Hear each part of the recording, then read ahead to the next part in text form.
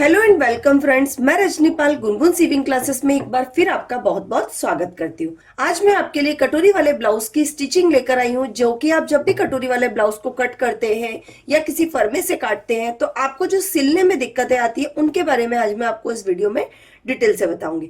तो चलिए देर ना करते हुए हम वीडियो को शुरू करते हैं। देखिए, जब भी आप कटोरी वाले ब्लाउज को कट करने के बाद जब स्टिच करने बैठते हैं तो आपको स्टिच करने में कुछ छोटी छोटी प्रॉब्लम्स आती है, जिनके बारे में आज हम डिटेल से समझेंगे। देखिए, ये कटोरी वाला ब्लाउज है जिससे मैंने गुनगुन बुटीक के फर्मे से कट कर लिया है। कट करने के बाद में मैंने अस्तर से इसको अटैच कर लिया है, क्योंकि कटिंग के वीडियो में आपको बहुत बार बता चुकी हूँ, स्टिचिंग का वीडियो में आज आपके लिए लेकर आई हूँ। देखिए, कटिंग करने के बाद में पहले हमने इसे अस्तर पे कट किया, उसके बाद में उसको एक सिलाई से हमने कपड़े से, मेन कपड़े से इसको अटैच कर लिया है। अब देखिए, ये हमारा हुड वाला भाग है, ये हमारी दोनों कटोरियों का भाग है, ये दोनों बेल्टों का भाग है और ये हमारा बैक पार्ट है। इसके साथ ही हमने आस्तीन को भी तैयार करके रखा हुआ है।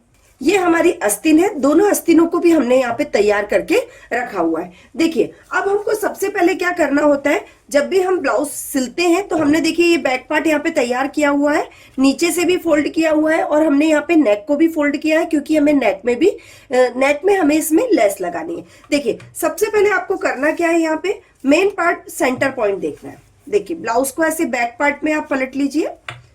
बहुत ही आसान तरीका है कटोरी वाले ब्लाउज को सिलने का, लेकिन फिर भी हमें छोटी छोटी दिक्कतें इसमें आती हैं। देखिए, यहाँ पे क्या करना है, देखिए ब्लाउज के बैक पार्ट को पहले हम सेंटर से डबल कर लेंगे और यहाँ पर हम लगभग 3.5 से 4 इंच पर निशान लगाएंगे। ये देखिए, हमने यहाँ पे 4 इंच पे निशान लगाया और उसके बाद में लगभग 4.5 इंच हम लंबाई का टक्स का निशान लगा लेंगे और इसको डार्क करने के बाद में इसको हम पलट लेंगे और ये टक्स हमको आधा आधा इंच के लगाने, आधा इंच इस तरफ का और आधा इंच हमें उस तरफ का लगाना। इस तरह से हम पलट के इसको डबल कर लेंगे और थोड़ा सा निशान को उठा लेंगे। देखिए, ये निशान हमने यहाँ पे उठा लिया है, ये निशान देखिए यहाँ पे इस तरीके से हमारा पिंक कलर का। अब इसको आप आधा इंच का टक्स लगाइए इस तरीके से उठाने के बाद।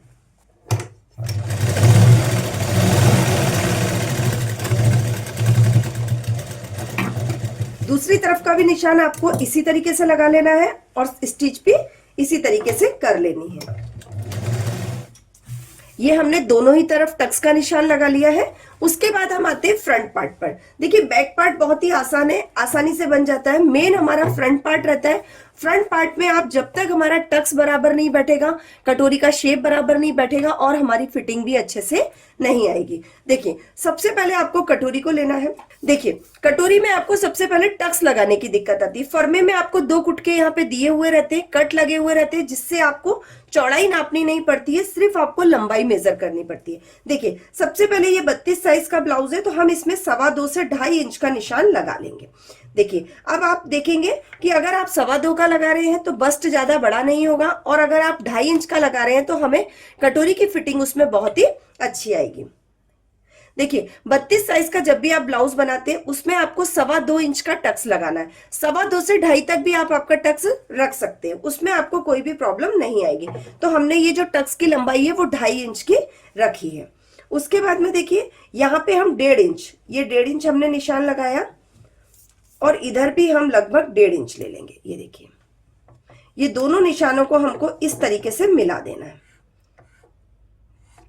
आप देख रहे होंगे कि हमारा निशान कोने का कितना अच्छा बना है।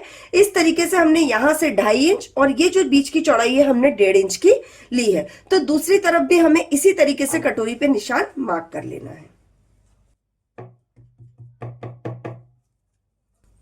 निशान आने के बाद में हम इसे थोड़ा सा गहरा कर लेंगे। ये देखिए, ये हमने दोनों ही कटोरियों में निशान लगा लिया है। दोनों आमने सामने की कटोरियां हमारी बनी है। देखिए, कटोरी को आपको बिल्कुल सेंटर से उठाना है, ये देखिए इस तरीके से, और टक्स लगा देना है।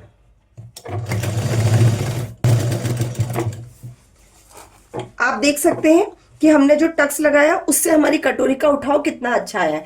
अगर आप कटोरी की चौड़ाई और लंबाई का ध्यान नहीं रखेंगे तो आपकी जो कटोरी है वो चपटी बनेगी, उसका उठाव अच्छा नहीं आएगा, उसकी फिटिंग अच्छी नहीं आएगी।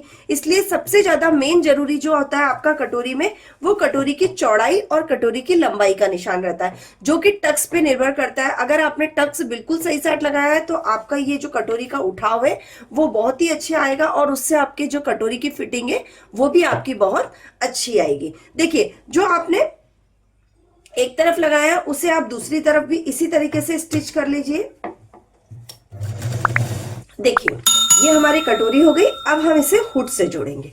देखिए हुड से जोड़ते वक्त आपको एक चीज का ध्यान रखना है, जब भी आप हुड को जोड़े तो एक हुड आपका नीचे की तरफ से जुड़ेगा और एक हुड आपका ऊपर की तरफ से जुड़ेगा, जिससे जो कटोरी का खिंचाव है दोनों ही तरफ से एक जैसा आए।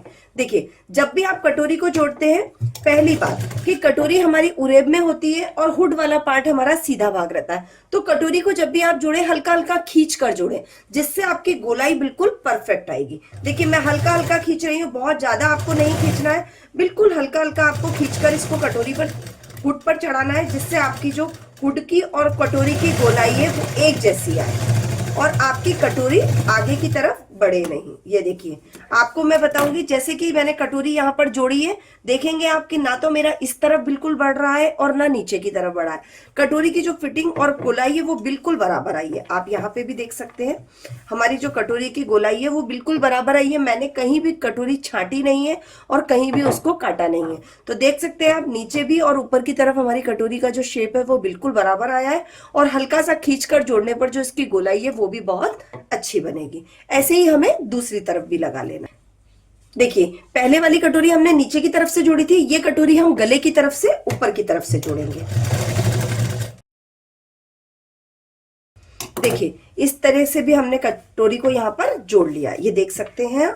देखिए एक तरफ से कटोरी हमने नीचे की तरफ से जोड़ी थी, एक तरफ की से ऊपर की तरफ से जोड़ी थी।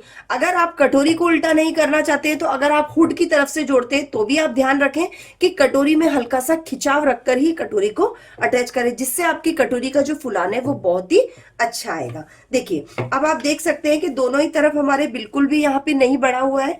अब हम इसमें आसानी से बेल्ट अपना लगा सकते हैं, क्योंकि हमें कुछ भी छांटना नहीं है और कुछ भी इसकी कटिंग नहीं करनी है।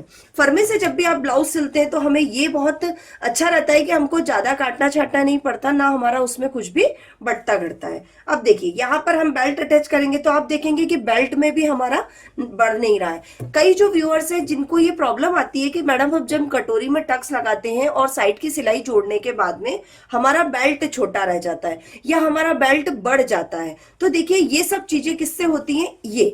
ये देखिए आप, हमने एक ये टक्स लगाया और एक ये जॉइंट लगाया। जब भी आप कटोरी की सिलाई करें तो ये बहुत जरूरी है आपका ध्यान रखना कि आप उसमें सिर्फ एक बूट की सिलाई से अपनी कटोरी को अटैच करें। अगर आप बढ़ा देते हैं तो भी आपकी जगह कम हो जाएगी, और अगर आपने यहाँ टक्स में कम ज्यादा किया तो भी आपकी बेल्ट में दिक्कत आ सकती है। आप देख सकते हैं ये हमने टक्स लगाया और ये हमने जोड़ा है, उसके बाद में जब हम बेल्ट जोड़ेंगे तो हमारा कुछ भी घटेगा बढ़ेगा नहीं।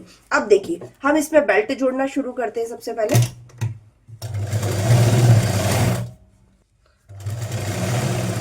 और जब भी फर्मे से कटिंग करें आपको एक्स्ट्रा कुछ भी उसमें नहीं लेना है, ना मार्जिन ना स्टिचिंग की सिलाई, हम सब कुछ इसमें ऐड करके ही आपको कटिंग करके देते हैं।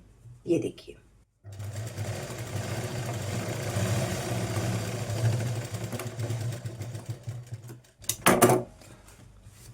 ये देखिए ये हमारा यहाँ पे बहुत ही अच्छा बेल्ट की जॉइंट हमने की है। उसके बाद में हम ऊपर से प्रेस सिलाई लगा देंगे, उससे पहले हम दूसरी तरफ का बेल्ट लगाकर तैयार कर लेते हैं।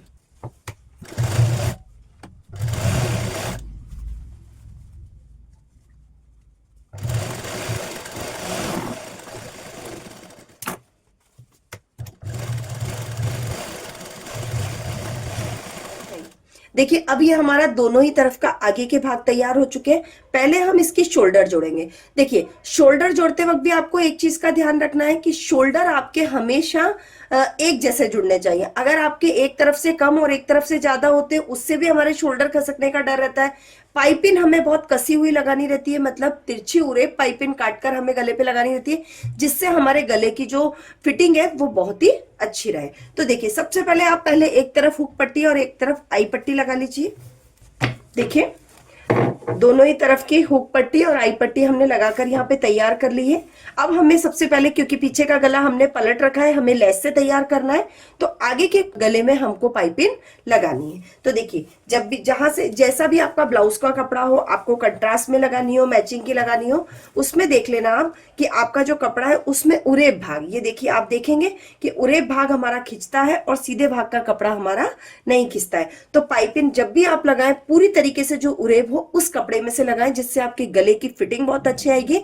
उससे एक फायदा आपका ये होगा कि आपका शोल्डर नहीं उतरेगा। तो देखिए यहां से आपको 1 से 1.25 इंच की पट्टी को निकाल लेना है। तो देखिए हम यहां से 1 से 1.25 इंच की पट्टी को निकाल के अलग कर लेंगे।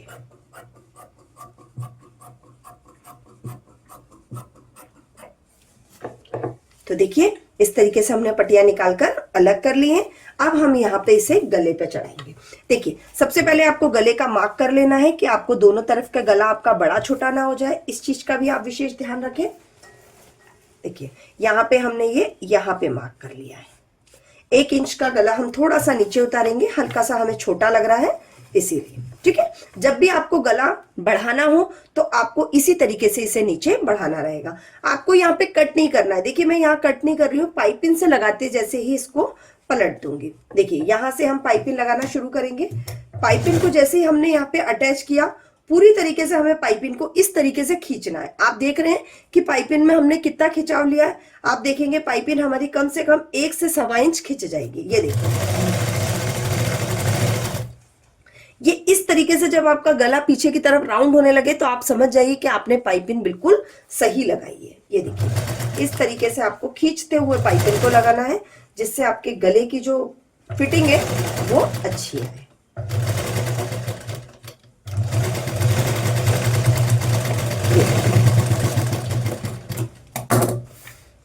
ये देखिए ये पाइपिंग हमारी लग गई है। दूसरी तरफ भी हमें इसी तरीके से पाइपिंग लगा लेनी है। देखिए ये हमने यहाँ पे पाइपिंग लगा ली है। अब देखिए पाइपिंग को आपको बहुत ध्यान से लगाना है। जो हमारा एक्स्ट्रा है उसे सबको हमको कट करके अलग कर देना है। देखिए उसके बाद में आपको सबसे पहले क्या करना है, जितना आपका अंदर का दबाव है उस दबाव को लेते हुए आपको पाइपिंग को पलटना है। सिंगल पलटना है, हमें डबल नहीं करना है। जितना आपका दबाव है उसके ऊपर हमें पलटना है और बिल्कुल बाहर की तरफ किनारे की तरफ हमें सिलाई लगानी है, जिससे आपकी जो पाइपिंग है वो बहुत ही पतली निकलेगी और बहुत ही सुंदर बारीक निकलेगी। जितनी बारीक पाइपिंग होती है उतनी ही ब्लाउज की शोभा बहुत ही सुंदर दिखती है। तो देखिए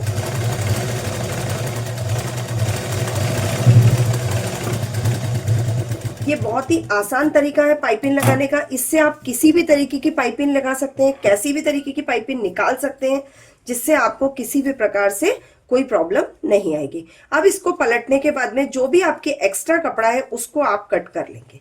सिलाई लगी हुई है आपकी, इसलिए आपकी पाइपिंग कटेगी नहीं और बहुत आसानी से आपको इसे बाहर एक्स्ट्रा जो आपका कपड़ा है उसको हम यहाँ पे निकाल देंगे। ये देखिए ये हमने यहाँ पे निकाल दिया। आप देखेंगे पाइपिंग कितनी साफ सुथरी पीछे से भी और आगे से भी। अब देखिए अब आपको जितनी पतली पाइपिंग निकालनी है उतनी पतली पाइपिंग आप इसमें निकाल सकते हैं। जितनी पतली पाइपिंग आपको चाहिए उतनी पतली पाइपिंग आप इसमें निकाल सकते हैं। अब आपको सिर्फ सिलाई लगानी है, जिसमें आपको ना पीछे का कपड़ा ध्यान रखना है, सिर्फ पलटते हुए आपको पाइपिंग को लगा देना है।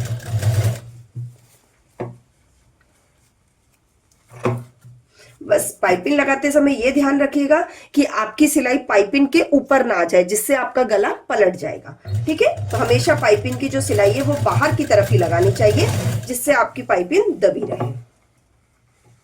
ये छोटी छोटी बातें हैं जो हम ध्यान नहीं देते हैं और ब्लाउज सिलते का वक्त हमारे ब्लाउज में जो है प्रॉब्लम्स आ जाती हैं और फिटिंग में भी हमारे दिक्कत आती है। अगर आपने यहाँ तक वीडियो देखा है और अगर आपको वीडियो पसंद आया तो वीडियो को लाइक जरूर कीजिए। और बहुत सारे लोग हैं जो वीडियो देखते हैं लेकिन सब्सक्राइब नहीं करते हैं, तो प्लीज चैनल को सब्सक्राइब कीजिए ताकि आप भी हमारे सिलाई से जुड़े कटिंग और स्टिचिंग के वीडियो आसानी से देख सकें।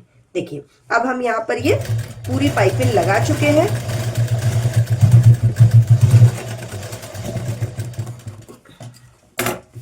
आप देखिए कि हमारी जो पाइपिंग है वो कितनी अच्छी लगी है और पीछे से भी आप देख सकते हैं कि हमारी जो पाइपिंग की फिनिशिंग है वो कितनी अच्छी इसमें आई है। तो हमें जब भी ब्लाउज में पाइपिंग लगाएं आप इसी तरीके से लगाएं। और आपको ये तरीका कैसा लगा और आपको ब्लाउज सिलते वक्त किस हिस्से में आपको सबसे ज्यादा प्रॉब्लम आती है वो भी आप हमें कमेंट करके बताइए, हम उस पर भी आपके लिए विशेष वीडियो बनाएंगे। देखिए हमने ये पाइपिंग लगा के फ्रंट भाग दोनों तरफ के तैयार कर लिए हैं। अब हम इसके शोल्डर को जोड़ेंगे, वो आपको इसमें बताएंगे। देखिए ये बैक पार्ट है हमारा, जिससे हमको शोल्डर को जोड़ना है। देखिए शोल्डर को जोड़ते वक्त आपको क्या कैसे जोड़ना है, ये देखिए दोनों तरफ के ओपन शोल्डर है हमारे, तो इस तरीके से जब पीछे से सिलाई लगाएंगे थोड़ा सा आगे की तरफ झुकती हुई सिलाई लगाएंगे। ठीक है, देखिए किस तरीके से वो आप देख लीजिए, जिससे आपके शोल्डर की फिटिंग अच्छी आए।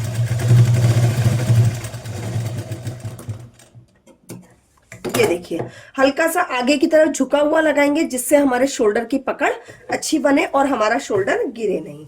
दूसरी तरफ भी हमें उसी तरीके से लगानी है। देखिए दोनों ही तरफ हमने लगा लिया है। शोल्डर की सिलाई पीछे की तरफ लगा के हमें यहाँ पे एक छोटा सा टाकी लगा देना है, जिससे हमारा गला बार बार आगे पीछे ना हो। ये देखिए ये हमने यहाँ पे अटैच कर दिया है।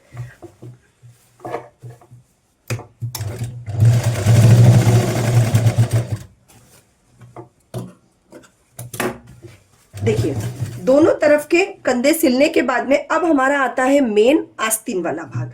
तो आस्तीन को हमें किस तरीके से लगाना है, जैसा कि आपको पता है कि आस्तीन को हमने पहले ही तैयार करके रखा हुआ है।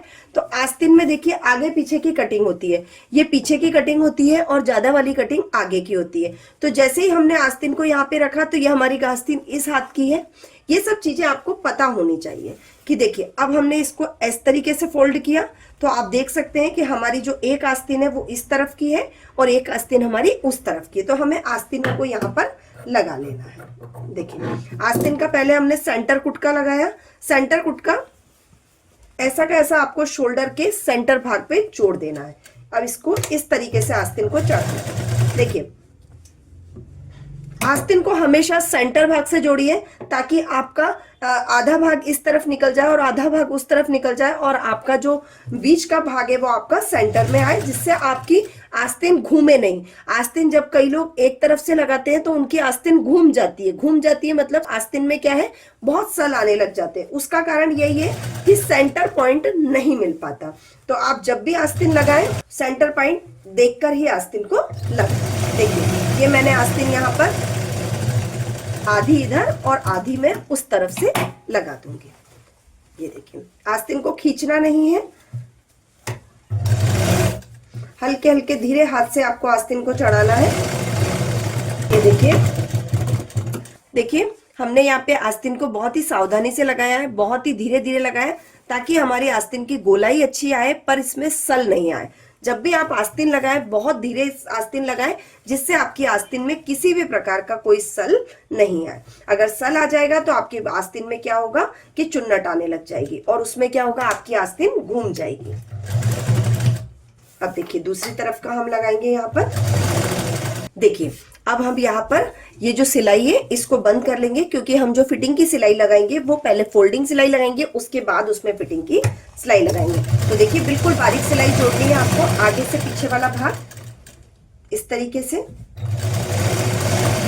इस तरीके से जब आप सिलाई लगा लेंगे और जब आप फिटिंग के लिए ब्लाउज को पलटेंगे तो ब्लाउज में जो अच्छी सुंदर दिखती है, मतलब उसमें धागे बाहर की तरफ नहीं निकलते हैं और बहुत ही अच्छा ये लगता है। देखिए एक चीज का ध्यान और आपको रखना पड़ेगा कि कई जो व्यूअर्स होते हैं, कई जो हमारे कस्टमर होते हैं, हमारे ही ब्लाउज होते हैं, वो क्या होते हैं हमारे पीछे की तरफ से ऊपर चढ़ते हैं। ठीक है, हमारे ब्लाउज क्या होते हैं पीछे की तरफ से ऊपर चढ़ते हैं। तो आपको एक चीज का विशेष ध्यान रखना पड़ेगा कि आपको एक तो टक्स के बीच की दूरी बराबर रखनी पड़ेगी, प्लस टक्स की जो हमारी जो चौड़ाई है दोनों में, आपने देखा होगा कि हमने यहाँ पे 1 इंच का टक्स लगाया और यहाँ पे 1 इंच का टक्स लगाया, तो हमने टक्स की जो चौड़ाई ली है वो आपको बराबर लेनी पड़ेगी, नहीं तो आपका जो ब्लाउज है कमर से ढीला हो जाएगा और आपका ब्लाउज जो है ऊपर की तरफ चढ़ने लगेगा। और कमर से फिटिंग हमें बराबर रखनी है। अगर आपकी कमर 32 इंच की आती है तो आप उसको 31.5 पे ही आपकी कमर को रखिए, जिससे आपकी कमर की फिटिंग परफेक्ट आए। ठीक है, इस चीज का विशेष ध्यान रखना है, नहीं तो आपका ब्लाउज क्या है पीछे की तरफ से ऊपर उठने लग जाएगा। अब देखिए आपने जैसा भी मार्क किया है, अगर आपके कमर के निशान के हिसाब से हम यहाँ पे 1.5 इंच, देखिए यहां से हम 1.5 इंच की दूरी पर कमर की पूरे ब्लाउज की फिटिंग लगाएंगे। यहां से 1.5 इंच नापेंगे, ये बीच से हमने 1.5 नापा, बगल से हम 1.5 इंच नापेंगे और यहाँ पे भी हम लगभग 1.5 इंच नापेंगे। ये देखिए, और पूरी हम सीधी सिलाई यहाँ पे लगा देंगे।